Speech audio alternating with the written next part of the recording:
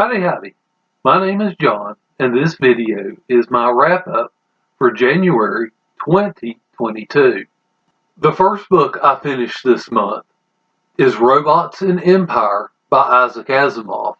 This is the final book in his Robots series.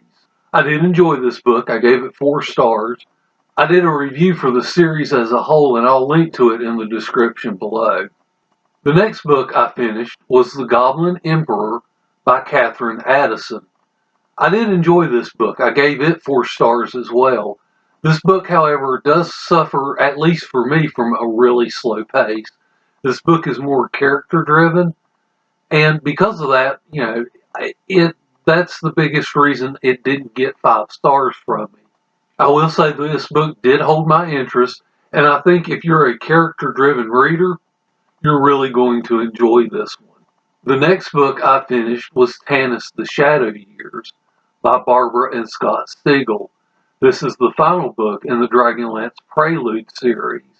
This book I buddy read with a real life friend of mine. We actually started this one at the tail end of November and finally finished it up in January.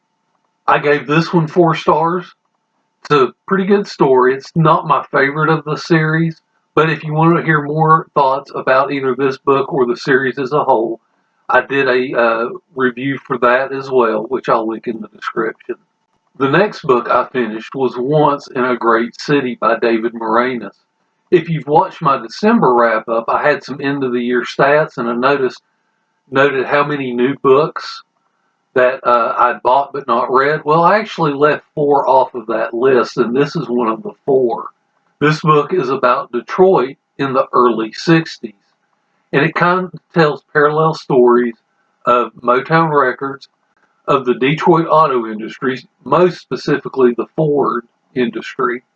It also tells of the civil rights movement specific to Detroit.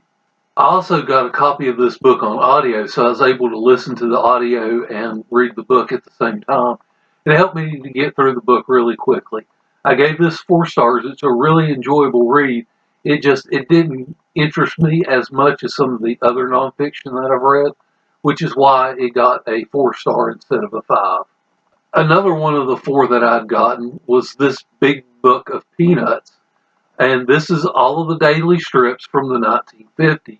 Another book that I was able to pick up has the comic strips from the 1960s.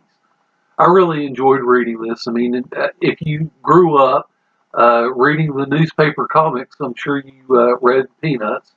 Of course, the Peanuts have their famous holiday specials as well. And of course, I had to give this 5 stars. I really enjoyed reading this. The next book I finished is Virtual Mode by Piers.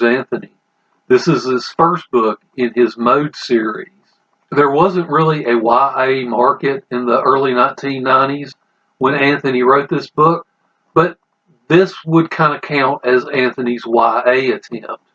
As always, I really enjoyed Anthony's writing style and his imagination in creating this world. It's definitely not my favorite of the Anthony novels that I've read, but this one's still fairly good. I gave it 4 stars. The last book I finished is Dusk Mountain Blues. This is by the independent author Deston Munden. I really wanted to love this book. It has a pretty good story to it. I think if this novel got made into a movie, it would actually be a pretty decent movie. However, the author's writing style really didn't mesh with me all that well, and so I really debated on whether or not I was going to give this book 3 stars or 4 stars. I wound up settling on 3 stars. Definitely want to check out something else by this author in the future. He's definitely somebody that I want to keep my eye on. This book is science fiction, and it follows a family who have settled on a planet that's kind of at the border of civilization. And of course, that civilization is now trying to move in on their territory, and a conflict ensues. Overall, it was a pretty good reading month for me. I hope you've had a good reading month as well. Thank you for watching this video, and I hope you enjoy the rest of your day.